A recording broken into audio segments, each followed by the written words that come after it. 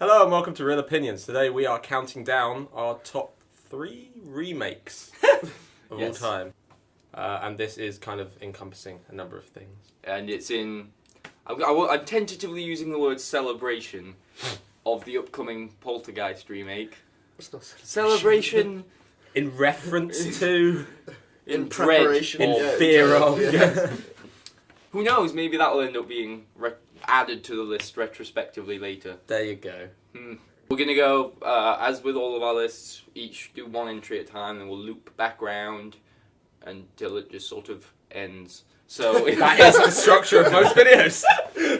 Congratulations. So, James, with your number 3. The girl with the dragon tattoo. Number 3. I know. Good grief. I've not seen that coming. Good grief. Well, David Fincher. I mean, come on. I think the original film is a really good film, and you know he keeps the Scandinavian feel to it. Yeah.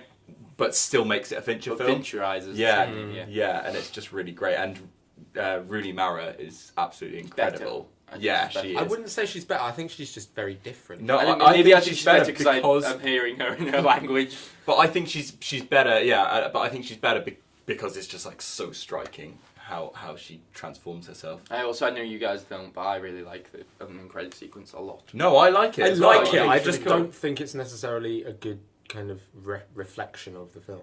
But it reflects the cyberiness, the inkiness, Okay. the darkness. I'm with you. I agree. My I love one it. problem with the Girl with the Dragon Tattoo remake is just how similar it is to the original. And I understand that it is, like, in many ways more Finchery and more kind of, and probably more polished than the original, because the original was made for TV, really, wasn't it? It was part of a longer mini-series that was made for TV, so obviously the budget's lower. But because, obviously they're not really going to change the story because it's so famous, the books are so well loved, etc. I did just feel like I was watching the same thing again with different actors. My number 3 is the James Gunn written, Zack Snyder directed Dawn of the Dead remake. Huh? I do really... I thought it was going to be number 1. No. I do really like the original as well. I think the original does a whole lot for zombie movies, but the original feels much more of a survival movie, whereas this feels more of a straight up kind of zombie action film, where it just kind of goes for it. The zombies run, which I know a lot of people found problems with, but I actually thought it added to the dread quite significantly. Zack Snyder does all these weird kind of stylized things, and here he feels a bit more laid back. It does feel slightly shaky in some senses, and it does seem to have this kind of heavily saturated look to quite a lot of it, especially towards the beginning, which I wasn't a big fan of originally, but you kind of ease into it. And it also has Ving Rhames killing zombies, which is just friggin' cool. Really cool soundtrack as well. And a really cool soundtrack, and it kind of does some quite bold things, like the whole idea of the zombie baby is kind of... Yeah, it's not very good, but at least it's not very good, but at least it's a step towards a new direction. Yeah. And I know I already said with yours, I think it's a weirdish trend, but yours has a really good credit sequence as well. It does, the opening one, really which is the Johnny good. Cash song. Have you ever seen it? No, I haven't. I will send you that, actually. You will like Johnny Cash. I do like Johnny Cash. Yeah. Which song is it? Allegory. When the man comes around. My number 3 is The Thing, which I thought it was going to be on your list. It 'cause I know was, it's one of your but favourite films. but there was the rule of no You had to give it up. sharing it. This is another Lilo and Stitch that he's taken from me. But yeah, it's just one of the best horror films of all time, and everyone that I've heard has said that the original is just not as good. Oh, it's just one of the main things that's great about the 1982 thing is the thing itself, the effects and the creature type. In the original, I know it's the original. I know it's older. It's just a man with like a potato for a head. It's. That's the thing. I haven't heard that many people even talk about the 50s one. A lot of people don't even know it exists. No, it doesn't. Yeah. I mean, they're both adaptations of a book. Is it The Thing from Another World? No, that's the name of the original film. Right. The book's called Who Goes There by John W. Campbell. I read. Trivia. But also, when you look on a lot of like remakes lists, it's always John Carpenter films because he just seems to take older horror films and just reinvent them. And this is the top of his, like, it's the best John Carpenter film. Because he does that Assault on Precinct 13 is a remake of Rio Bravo. Well, Is it? Yeah. Harrison. Alright, this is very, like, when I came up with my 4, because I had The Thing, but he took it. So when it came to these 3, it was very hard for me to rank them, because I do love them all. But in 3rd place, I decided that's where The Departed will go. So the part is a remake of Infernal Affairs. Infernal Affairs is a lot more. It's a lot less procedural and a lot more kind of like poetic and sort of arty, whereas The Departed is much more Scorsese-fied, and it's maybe outside of Taxi Driver my favourite Scorsese film. It's my favourite Scorsese film. Yeah, it was actually the first one I saw, and it was like I was probably far too young, but I fell in love. And it's got Mark Wahlberg's best performance. Definitely, the only good Mark Wahlberg performance, arguably. He's in Boogie Nights. And also you got a really good Matt Damon one. Matt Damon. One of my favourite Leonardo DiCaprio ones. But it's really tense. It's really well written. It's just really, really good. I'm going to keep the Scorsese train rolling. Harrison, you were surprised when I said this, but it's one of my favourite Scorsese films, which is Cape Fear. I just think it's great because I think it's a really intense film, and Robert De Niro is just fantastic in it. Yeah, completely out of the because I mean, even when he's a gangster and when he's a sort of bad gangster, he's still sort of naughty but nice, isn't he? Cool. He's cool. He's cool, exactly. Yeah. In this, he's just utter sleaze with his. Tropical shirt. That bit in the the bit where he goes into the school and he sort of like creepily worms his way in with the teenage daughter.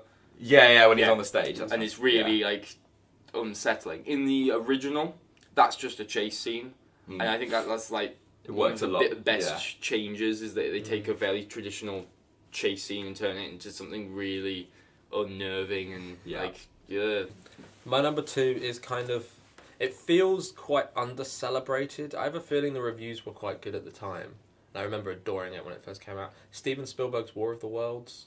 I know a lot of it because it holds like a 6 point something on IMDb, and a lot of people don't really talk about it a lot of the time. But this was one of my favourite films when I was a kid. Yeah, I I liked it.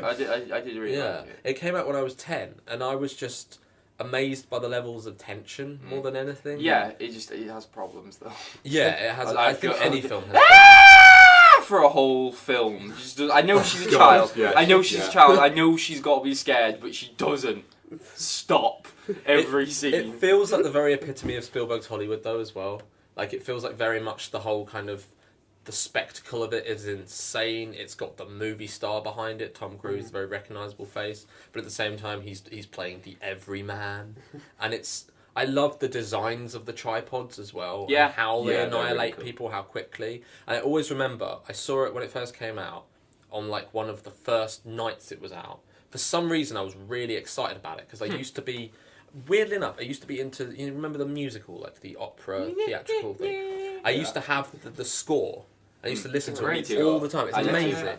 And when the film came out, I remember my dad took me to see it, and it was like a packed out theatre, and everyone was just freaking the fuck out. And since then, all of the hype seems to have just completely died down. But at the time, there was something so magical about it. See, I've actually just never watched it because I've always heard it's bad. Really? I do know a lot of people do not like it. Yeah. It is. I mean, it might just be a kind of nostalgia trip. It might be I'm kind of more connected to it because of that experience. But at the same time, give it a watch, see what you think. My number 2 is Some Like It Hot, which is it's not really like one that people acknowledge as a reboot, but it's basically it's taken a gritty reboot. It is actually a kind of gritty reboot because the thing that they mostly add to this one is that it's a lot funnier in this one, and then also they added the gangsters into it, and also they've added the fact that it's in kind of the like American repression, which I think adds a lot to it, and the gangsters just add the threat to it, and it's just one of the funniest films. Oh, the gangsters new. Is that? Yeah, the gangsters, they never had the gangsters plot in it at all, and it's taken from this 1930s French film that I'm not going to pronounce because it's French, and also it's been completely forgotten because this new one is so much better. Yeah. So again, kind of back and forth between my top 2, but in the end I went for this is number 2 because I felt like my fondness for it is more to do with just my age at the time and kind of general circumstances exterior to the actual film. So number 2 I have Let Me In. It's because it was one of the first films that me and my best friend ever saw together. It was the first actually. And so I have a very fond I have very, very, very fond memories of it. And then I also love it. And this is the thing, is that I actually love Let the Right One In as well, and I love the book. And it might be my favourite one of the three. Because they do that whole thing where they kind of Hitchcockify it. So it's like he's now watching all of his neighbours through a telescope in this very rear window, and then there's that bit in the car which is like proper. It's one of my favourite sequences of any horror film ever. Brilliant. So. And it's very Hitchcockian as well. And like they add a lot more, like, because I think the first one's like this sort of understated kind of almost social realism, but with a vampire drama. Yeah. The second one is like, it's not, I wouldn't go as far as a full-on horror film, but they definitely play up the suspense and the tension parts more. Also, Cody Smith-McPhee's really good. Surprisingly, yeah, he's really good. Richard Jenkins, who's one of the most like underrated actors ever, is brilliant. Yeah. I love him. Elias Coates, that man is also really good. And Matt Reeves is a very good director, and some of the cinematography is really warm and beautiful, and I love that. I remember when it came out, I was really on edge. Because The Right One In was one of my favourite films. And Matt Reeves, up to that point, the only film of his I'd seen was Cloverfield, which I didn't love. So I was kind of like in very two minds about it. I was very kind of on edge. But it has the Hammer banner before it, doesn't it? Yes. So Hammer involved somehow. And I realised that I always see, I know Let the Right One In is still a vampire film, but I still see it as more of a romance. I think they both are. The thing is, the first one's a slightly more twisted romance, whereas in the second one it's much more kind of pure, normal child romance. And it feels like almost like a funnel system. Like the book has the most, and then the Swedish film, and then Let Me In is much more of a straight up. And as you say, I mean, it's not necessarily a straight up horror. It still has those romance elements, but it does play everything up so much that it kind of feels very legitimately horrific. Yeah, and it cut out the cat scene, which I was very happy the fucking about. cat scene. That's you're right. That might be why I like it more. I don't get like taken out by that fucking cat scene. Yeah. It's really awful. But and then also Chloe Moretz is really good. Yeah, she is really good. I'll give you that. Number 1. Okay, it's gonna be Casino Royale. Fair enough. Because this film basically saved Bond.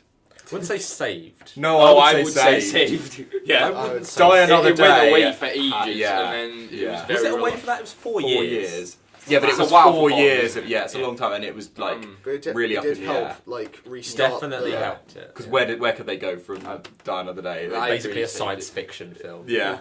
I mean, obviously, it's completely different from any Bond film before. It's very gritty. So much more toned down. The stunt sequences, the crane chase, the parkour chase. That's amazing. It's iconic, isn't it? I think that's just fantastic. Like, people often, they're cynical about Bond, or it's it doesn't matter if you say that bit's just objectively amazing. Yeah, it's brilliant, and I think in Eva Green, she's a fantastic Bond. She's one of the best, if not the best. Yeah. And I had a massive crush on her. She has more dimensions beyond the fact that she's just hot as well. Yeah, exactly. There's an actual character there. Yeah. It's not just whatever her name was, Christmas. I think she's funny because it's like I'm a nuclear scientist, of course.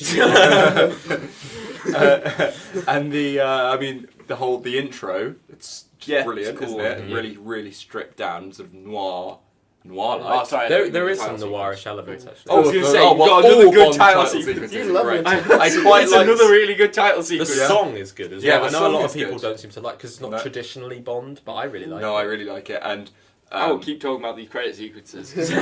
Right, my number 1. I want to say it's quite a controversial choice, but it's more. Not. I know a lot of people like it, but I think it's more just because the originals are so well loved, especially in terms of the horror genre. It's Fede Alvarez, that's his name, isn't it? His Evil Dead remake, which I was actually quite... Good credit sequence again. Really good credit sequence. It does. But I was kind of quite... And this is going to be quite... I'm not the biggest fan of the originals. Don't hit me. What are you talking? What? The Evil Dead, the very, very first one, is my favourite of the 3. I'm not necessarily a huge... I really, really like it, and to some extent I do love it. But Evil Dead 2 and 3 don't rank up there with my favourite horror films of all time. I like what they... You look like you're going to kill me. No, I like them, and I like the bold tone they went for and stuff like that, but I There's prefer... a laughing moose head. How can you not like that? No, I like it, but in terms of the horror genre... Because I saw this in a cinema filled with horror fans, with 4 of my friends that were... Well, 3 of my friends, I think, that were very big horror fans. And we all laughed all the way through. We all kind of grimaced all the way through. It's that kind of embracive horror. The sort of film that is brilliant for, like, Fright Fest audiences. Oh, it's good. I do like it a lot. I like the originals better. Jack? My number 1 is Airplane. It's joke every minute. It's ridiculously funny. Most people just see it as like a parody film of like the general genre, but it plays off one film in particular, which is 0 Hour, and like there's like videos online where you can actually see how they do like shot for shot. Yeah, which is why it's not like why it's not just a parody. It's not just a parody. Yeah, and like you said, they take parts of the script and they just reword it so that it comes out. So you see the stupidness behind it, basically. Because the other film plays like a comedy anyway, so they kind of just do it properly this time. Yeah, and like it's just like it's a good remake just because they did take the original and completely turn it on its head and make like a somewhat serious but kind of bad drama into one of the funniest films of all time. Okay, so my number 1, similarly kind of subjective. Because I remember when I saw this, and I'd have been, 2005, so it's 10 years old. How old was I? 10? I'd have been 10. So I'd have been 10, and I just remember, like, leaving the cinema, like, that was my favourite film for so long. You're a profound child, Harrison. Well, I just think it was my favourite film. Is that profound? I really did. I remember, like, it's one of my clearest memories from childhood. You haven't mentioned it. I was building up. It's dramatic. It's Peter Jackson's King Kong, which I know people have a problem with because of the length. I get that some people like it's 3 hours, and there's the first. I don't mind. I don't mind. I actually like the hour of getting to know the characters before King Kong shows up. I actually do. I like that, and I am pretty much hooked throughout. And it has in the King Kong versus the T-Rex fight. It's one of the best. It's one of the best things in the history of things. It's amazing. And Andy Serkis as Kong, which obviously kind of allows for the Apes films later, and it's good for that kind of side of things too. It's also one of the very few films, and I don't want to get too soppy here, but it's one of the very, very, very few films that actually makes me cry. And still makes me cry. Emotions. I do have emotions. It's one of the very few that does. And when you consider King Kong has been remade before in the 70s, compare the 70s remake to the 2005 remake, and you see just how much love and affection Peter Jackson put into it. Spirit of I think that maybe some of your films are maybe objectively better, but I don't know if any of them have as much fondness for the original as you can tell Peter Jackson has for the. Like, you can tell that film. But it is his favourite film, and you can tell that he adores it, and it's put so much love and care into it, and that's why it's so long, and that's why it's a proper passion project, and that's why it's so long, and that's why it's at times it's really sentimental, but that's because he just means it. Thank you for watching. This has been Real Opinions Top 12, I guess. Top 12, yeah. Top 12 remakes. Two better than everyone else. So yeah, anyway, that's been our top remakes. Thank you for watching, as always. Thank you. More in the future.